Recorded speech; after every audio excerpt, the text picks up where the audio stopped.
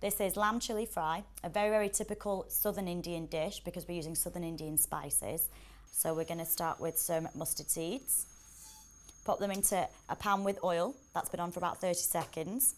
So the mustard seeds are starting to pop straight away. That's perfect, that's what you're looking for. When they start to pop, you know you're ready to add the rest of your ingredients. So we now need to add in our ginger. You can use sliced ginger, I've just used some chopped ginger.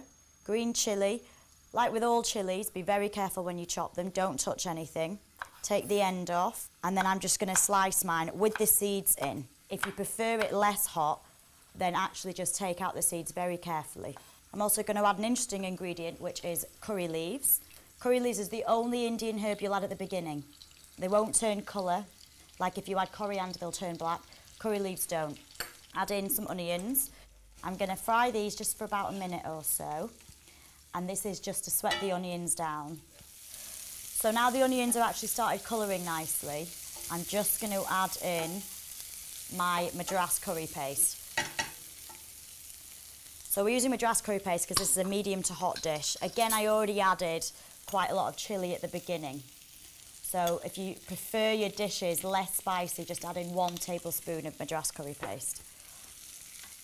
And then whenever you add paste, just to protect the spices, sprinkle in a little bit of water, and that'll prevent your spices from burning.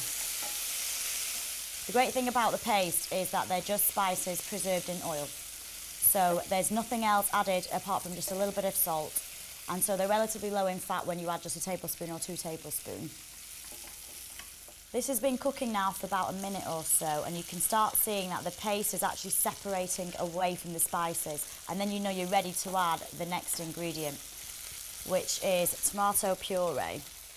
If you're at home, you can add in chopped tomatoes if you wanted to, chop them very, very finely. This is supposed to be quite a smooth, kind of concentrated flavour that you're adding in, so you might want to add in more than a tablespoon's worth of tomato, whereas I'm adding a tablespoon worth of puree. Give that a good stir, sprinkle in a little bit more water. So I've given the tomato puree a little bit of time to actually cook through, and I'll now stir in my lamb. And just make sure that you really, really coat the lamb with all the spices that you've got in the bottom of your dish. I've actually cut my lamb in about 1 centimetre thick, just because I want my lamb relatively rare at the end.